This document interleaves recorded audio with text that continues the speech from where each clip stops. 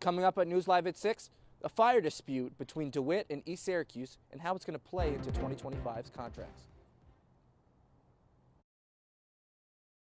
Protect our buildings and remove people that are marginal residents or people who are causing issues within the buildings, and it's starting to affect other tenants. That's a problem. From tenants and renters about changes to local law. And National STEM Day at Destiny USA, how WonderWorks is making science and tech fun for kids. News Live at 6 starts right now. This is CitrusTV News Live at 6, your campus news leader. An ongoing dispute between East Syracuse and DeWitt may put residents at risk during a fire. Welcome to News Live at 6. I'm Moira Vaughan, in for Peter Elliott. And I'm Maria Achkar. The situation is heating up in DeWitt over a fire protection contract. After reviewing a proposal by the Village of East Syracuse to keep protecting DeWitt, the town is looking for other options for fire control. Holden Sherman is inside the 15 square miles that East Syracuse covers for DeWitt. Holden, what could come next for these residents? Moira, December 2nd is the deadline for when all of the official contracts are going to be finalized and the proposals for 2025 are going to come in. But for now, I spoke to Scott McMenamis, the vice president of the fire department of East Syracuse, and here's what he had to say. The town of DeWitt is not happy with the fact that the village came forward with a proposal raising the fire contract $800,000. The Village of East Syracuse wants to hire paid firefighters to help cover the fire district. And so there's a little bit of pessimism right now, and people are kind of down that this may not get passed, but there's still hope, and Scott is still keeping it, and everything is still supposed to go as planned. That we're going to submit a proposal to the town of DeWitt, and my hope is that they accept our proposal and just continue to use us as the fire department to provide fire protection to that part of the district. And no matter what happens, East Syracuse is a part of DeWitt, and the community and the camaraderie that's come from the fire department helping out DeWitt for all these years, it's going to continue to stay. And Scott also wanted to say that if you're a student and you want to help out in the community and you want to give back, make sure to possibly become a member of the East Syracuse Fire Department and help give back and, keep these streets and keep the houses safe and, protected when crisis comes. Back to you guys in the studio. Holden, thank you so much. Well, Syracuse University recognized first-generation college students today. The event connected first-gen student to resources and opportunities. It had programs for undergraduate research, creative engagement, and Syracuse Abroad. The university also offered students to connect with campus resources and explore the pathways for success. At this National STEM Day, Sigourney Bell reporter takes us inside of Destiny Mall, where WonderWorks is providing these resources to children.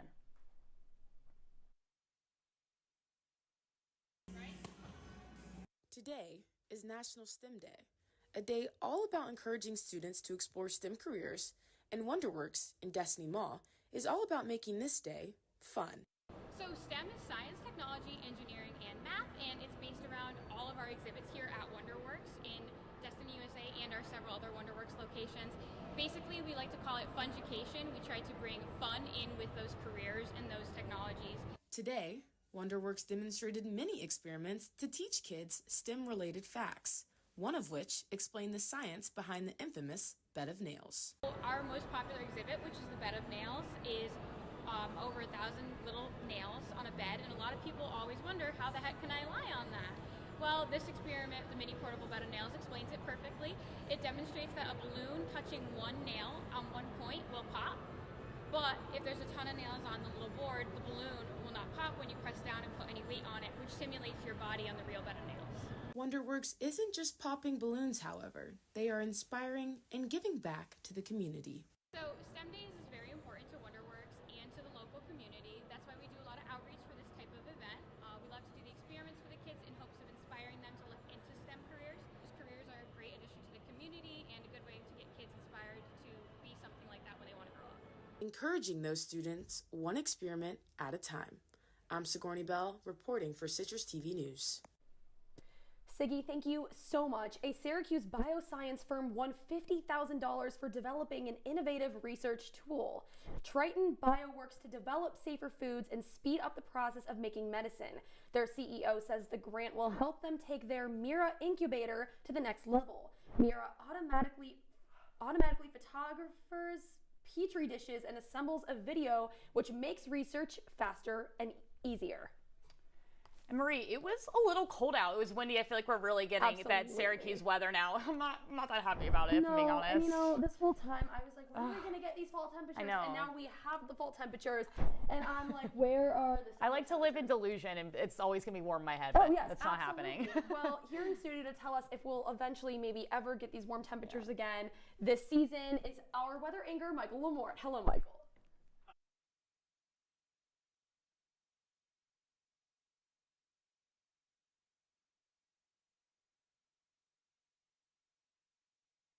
Mike, turn on Moira's mic. Turn on Moira's mic. Today. But let's take a look at great job, not your fault. Whose mic is the one?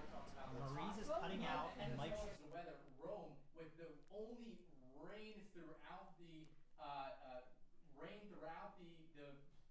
CMI area, and then also, guys, Mariah Carey is officially defrosting, but we're gonna send her away for now. And we're gonna look at tonight, 44 degrees, same number that Ernie Davis wore when he played football. Sunset around 4:47 today. I'll have more on your 5-day forecast later on the show. Guys. Michael, thank you so much. A Syracuse City Schools football season has been saved. It comes after a court decision this morning. The Institute of Technology at Syracuse will Syracuse Central football team will play tonight in the second round of playoffs. The team was initially disqualified for using an ineligible player in the first round of playoffs, but now a judge is reversing that decision after community support for the team, including support from Syracuse Mayor Ben Walsh. SCSD Deputy Superintendent Pamela Odom said, quote, "We are relieved that the legal process has confirmed our district's commitment to our students, both on and off the field. This decision emphasizes the importance of fairness and integrity." And the city is looking to expand access to its internet service. The SurgeLink high-speed broadband is currently available for $10 a month to low-income residents in certain neighborhoods. But the American Rescue Plan Act funding that helps the city keep prices low is running out. So now Mayor Ben Walsh's administration is looking to expand its offerings. The city wants to offer SurgeLink to residents without income challenges for $37 a month. This would help keep the service available at a low price for qualified users. As good cause eviction laws are implemented in cities across New York State, our Brandon Myers reports on how Syracuse is weighing and how the law could be implemented right in our backyard. Yesterday, residents of the city of Syracuse gathered to discuss the good cause eviction law and how it could be applied to the city. Good cause eviction aims to protect tenants from unnecessary evictions while also letting landlords to reasonably raise rent prices. But some landlords, like Jonathan Geller, feel unprotected. We can't protect our buildings and remove people that are marginal residents or people who are causing issues within the buildings, and it's starting to affect other tenants. That's a problem. We've got to be able to kind of police our own properties for the best interest of everybody who's living there. Now, some of the concerns raised by residents is that the good cause eviction law is not actually going to solve Syracuse's housing crisis, and that is instead going to discourage new movers from moving into the city and encourage them to move into the suburbs instead. If I'm a developer and I have a choice of going to Community A or Community B, and Community A has legislation that caps rents, that creates a perennial lease, which means a tenant can stay there as long as they're not violating any laws and paying rents, can stay there as long as they want, that developer is not going to come to Syracuse. The city currently uses an affordability percentage and a unit threshold to determine if a landlord is subject to good cause. The Common Council is planning on having more discussions on good cause eviction in the coming weeks. In Syracuse, Brandon Myers, CitrusTV News. And the Central New York Cat Coalition is facing an overwhelming number of stray cats, creating issues for local shelters. With accommodations reaching capacity, they're struggling to find homes for the animals, and they say the demand for food and medical care is skyrocketing. The coalition is asking the public for help and to consider adoption, fostering, or donations. New details now on the alleged child abuse incidents at a Salina daycare. Court documents released by the Onondaga County Sheriff's Office say a 23-year-old woman grabbed a child and dragged him across the floor on his knees and stomach. The documents also say a 19-year-old woman forced a child into a chair and pushed the chair into a table. Sheriff's deputies say the incidents at Shining Stars Daycare were not connected. The 19-year-old woman will be back in court next week, and the 23-year-old woman will be back in court next month on December 12th. And the Syracuse Police Department is asking for help searching for a missing man. 80-year-old Charles Santoro was last seen leaving the Upstate Community Hospital yesterday in a 2017 gray Nissan Armada. He was wearing a gray jacket and blue jeans. If you see anyone matching his description, call the number on your screen. Coming up on News Live at 6, new video of a scary highway collision. Why one worker had to dive to save the next. Plus, Donald Trump names the first member of his cabinet, the president-elect's pick for White House Chief of Staff, when we come back. Okay. Your mic's not working.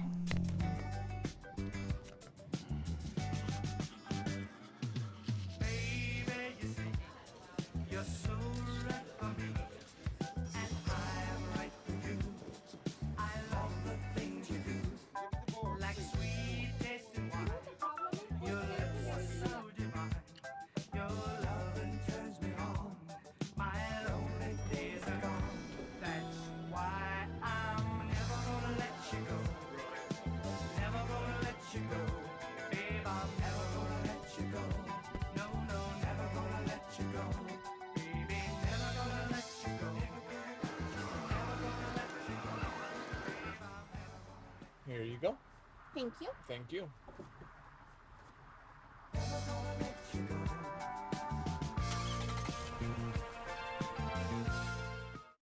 Welcome to my house. Lately, not my happy place. Everybody's pretty tired of each other. The parents were not themselves. My little brothers were morphing into small creatures. The walls were closing in. Clearly, a case of too much family, too close, 24/7. And there's a lot of that going around right now. If this sounds like your house, try going someplace new. YourLifeYourVoice.org. You'll find lots of ideas to help you handle the family stresses of being confined to close quarters. YourLifeYourVoice.org. It might not get you out of the house, but it could help you find a little more breathing room.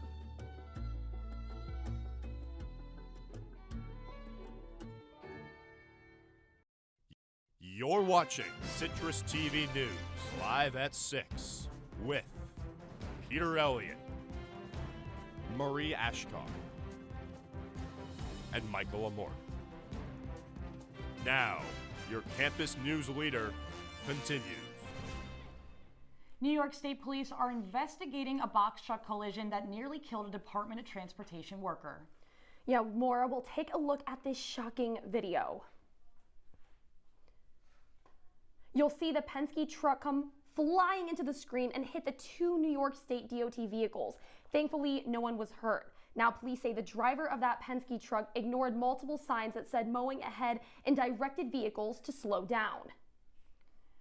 And even more funding is coming for CHIPS in upstate New York. Senator Chuck Schumer announced over $30 million from the Bipartisan CHIPS and Science Act into a CHIPS award for investment, which is going to create 300 new jobs, and including $315 million expansion of the production of specialized glass for semiconductors. Schumer says the expansion will help strengthen the vital supply chain for America's national security.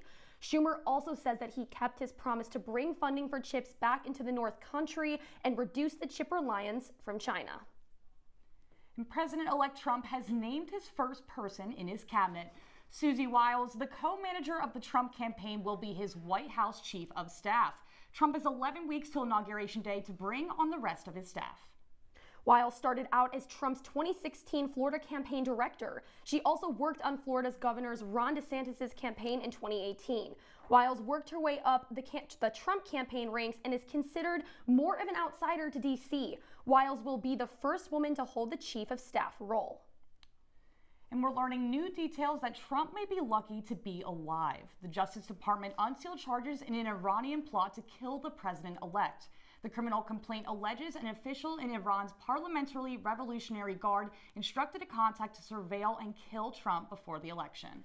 The contact, Farjad Shakiri, told the FBI he never proposed a plan to Iran for the murder. Trump survived an assassination attempt in Butler, Pennsylvania this summer and another one in Mar-a-Lago this fall. And how about that weather? Is it going to warm up? You'll take a look at your 5-day forecast after the break. Come on, it's not that hard. My big man fingers are having a problem with these little tiny buttons. Whoa, watch it there. Your blood pressure's gonna go through the roof. Tell me about it. I'm trying to learn how to get it down. Instead, it keeps going up. High blood pressure can increase the risk for heart attack or stroke. Learn how to keep yours at a healthy range. Ever hear a voice command? Just say text barbershop to 97779. That's not what I said. Just give me that. Now my blood pressure's up. They'll test you. Try to break your will. But however loud the loudness gets, however many cheese puffs may fly, you're the driver, the one in control. Stand firm. Just wait. And move only when you hear the click that says they're buckled in for the drive. Never give up till they buckle up. Your daughter just had her first breakup. Do you A, put yourself in her shoes? B, console her? Don't worry, sweetie. This is gonna happen a lot. Or C, find her a new boyfriend? Nice, single boys. That was weird. As a parent, there are no perfect answers. But you don't have to be perfect to be a perfect parent. Thousands of teens in foster care will love you just the same. From the CitrusTV Weather Center, this is SU's most accurate weather forecast.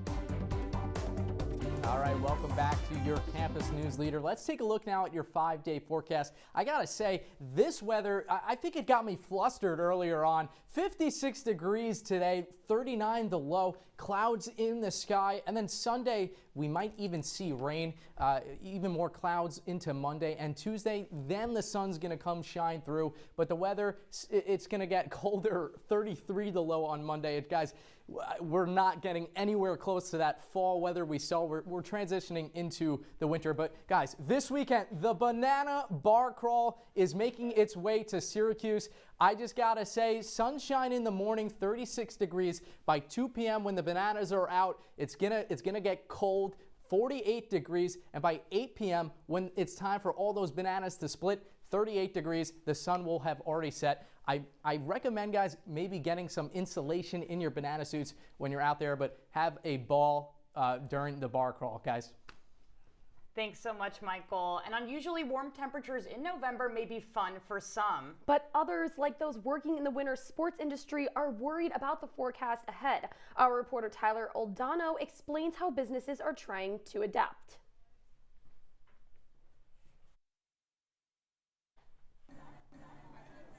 In Syracuse, some people spend the fall season wishing for warmer days. It's been nice. We've been able to get out and do things normally when you'd be inside, sitting in the warmth of your own homes. 8 miles down the road, however, there's someone else who's wishing for the opposite. Ideally, we'd like to have the ground frozen hard if we could. Meet Bill Hain. He's the operations manager at Four Seasons Ski and Golf Center. He's spending his afternoon getting ready for the busy winter months that lay ahead. So a lot of little variables that play into it. There's just one problem, though. In the past few years, the snow hasn't been cooperating. It has been a little more unreliable. A lot of times we've gotten a lot of snow early in the season, and then it melts, or late in the season when it doesn't really do us any good. And To help, Four Seasons uses these snow machines in order to keep everything up and running, but they come with their own set of problems. I mean, there is a lot of electricity that's used, and the cost of the equipment, and the personnel, setting it up and maintaining it and such is quite a bit of money. Money is not the only issue, though. Even if the snow doesn't fall out of the sky, it still uses a hefty amount of water, something Haynes saw firsthand last year. It got below our intake on the pipe, and well, you don't have enough water, the machines don't run. Haynes wants people to know that while it may be coming from a machine, once they're open for the season, we're here, we've got snow, and we're ready to go. Reporting in Fayetteville, Tyler Aldano, Citrus TV News. Thanks, Tyler. Sports anchor Sam Reis now joining us at the desk. Sam, I hear there's a little bit of a rivalry happening in your territory. That's right. Back in my home area, Boston, it's a big rivalry game coming up between Syracuse and Boston College football. That's a noon kickoff tomorrow. So that and much more coming up on sports. We do have someone joining live from BC as well. You have to stay tuned to find out who that is. Sam, thank you so much. All of that and more after the break. Stay with us.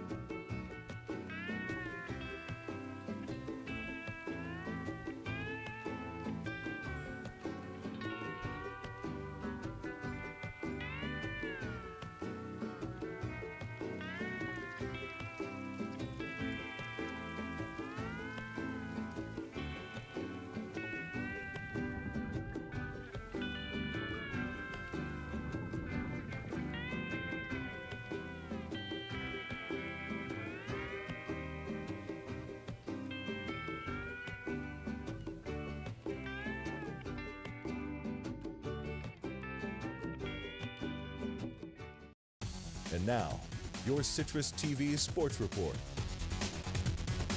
Listen up, it's an exciting time of the year here on the Hill if you're a sports fan. We've got basketball season underway and football entering an important stretch of the schedule. Welcome into sports. I'm Sam Reis. And listen, I mentioned Syracuse football is entering the final stretch of its season, and that's where we'll start off because after a thrilling comeback win last weekend, SU is on the road to take on Boston College tomorrow. And guess what? We're going to go to Chestnut Hill right now because you might be wondering, where's Peter Elliott? I thought he was the Friday News Live at 6 anchor. He is, but today he's our on-site reporter down in Boston College. And Peter, first of all, I hope my stomping grounds there in the Boston area are treating you well. I want to start off with the Eagles. Who are some players that really stick out that Syracuse has to be aware of tomorrow?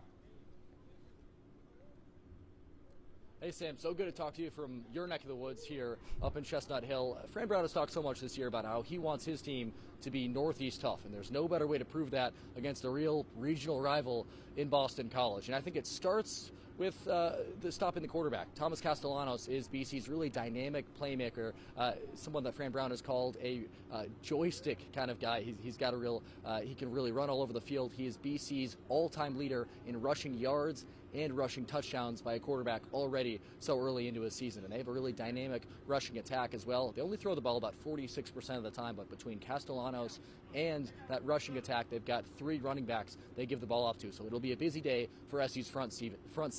Zooming out here, it's been a great start to the season for Boston College. They were 4-1 at one point under new head coach Bill O'Brien, and it's been a little bit of a slide since then. They've lost their last 3 games, so they're looking to get back in the win column against SU. I think it starts with a really balanced rushing attack and trying to throw SU's defense off. So whether it's kind of an RPO style, whether it's Thomas Castellanos taking off or giving to those running backs, that's how you fool SU's defense, and they'll have their hands full on Saturday. So that's Boston College. You mentioned it, desperate to get back in the win column on a 3-game losing streak. On the side of Syracuse, Peter, what are the keys for the Orange to get the job done, and what's your game score prediction? Give it to me. Yeah, I think when you beat this team, you got to start really with establishing the run on the other end. You got to start with LaQuinn Allen and Kyle McCord. If he has even an average game, which for Kyle McCord is about 300 yards and at least 2 touchdowns, then I think you can prevail in this game. And as long as you spread the ball around, give it to guys like Justice Ross-Simmons and Rondé Gadsden, then I think you really got a chance to win. Defensively, this BC team is a really stout defense, one of the better in the ACC. Fran Brown says it's kind of an NFL-style defense modeled based on Bill O'Brien's time with the Houston Texans and New England Patriots. So a lot to go up on that side. But on the other end, I think really it comes down to establishing the run and getting Kyle McCord going. It'll be a fun one tomorrow here, a true ACC test for SU at Alumni Stadium. Kickoff tomorrow is at noon. We'll talk to you then. Sam, back to you in the studio. That's right. Thanks so much, Peter. Keep up the fantastic work. Don't go too crazy in Boston tonight. And you can follow Peter on Twitter at @PElliottSports for coverage of tomorrow's game. Peter mentioned it, a noon kickoff tomorrow from Alumni Stadium. All right, we're now going to go from the turf over to the hardwood because basketball season is now in full swing as well. The men opened up their season with a less than convincing 86-82 win over Lemoyne back on Monday, and now their focus shifts to Colgate this Tuesday. And while there's evidently plenty to work on after Monday's game against Lemoyne, one big bright spot was Delaware transfer Jair Davis. The forward came off the bench in his Orange debut to score 22 points. He also collected 12 rebounds. Syracuse will be hoping for a similar performance from him on Tuesday against a Colgate team that has taken down the Orange in 2 of the last 3 meetings. Tip-off on Tuesday is at 7 from the Dome. And guess what? Peter Elliott, by the way, he'll be covering that matchup.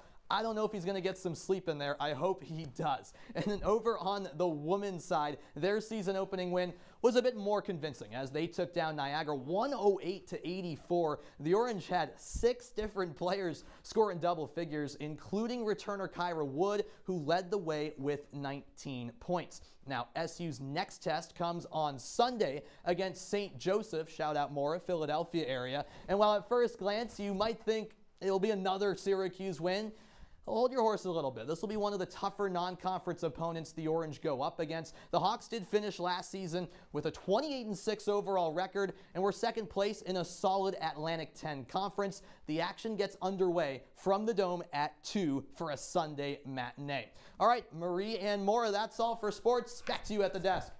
Sam, thank you so much. When we come back, we'll have one last look at your wake-up weather. Stay with us. Last week, Brandon met a girl on a dating app. One day after work, he finally found the courage to ask her out. No answer. He started to panic. Was he being too pushy? Maybe it was too... Hey, sorry I didn't respond. I was driving. I would love to go on a date. How does tonight sound? Brandon tried to play it cool, but inside he knew. A girl so smart, so responsible. She must be a keeper. Jason, let's go see your room.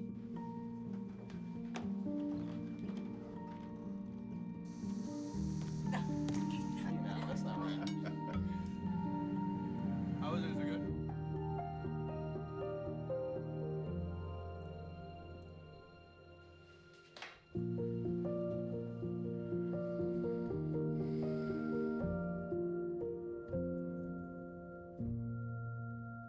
Well, Thomas, you've got prediabetes. But with more exercise and a change in diet, it can be reversed. I've tried exercising. It just makes me hungry for bacon. I love bacon, too. And who really likes to exercise? Not me. Me neither. Nobody. So we're good? What? Oh, you still have prediabetes. Big time. Guys, 36 degrees when you wake up in the morning with sun. This weather got me going bananas, guys. That's Citrus TV News Live at 6 for this Friday. You can also follow us on social media. I'm Marie Achkar. I'm Moira Vaughan. Have a great night, Syracuse.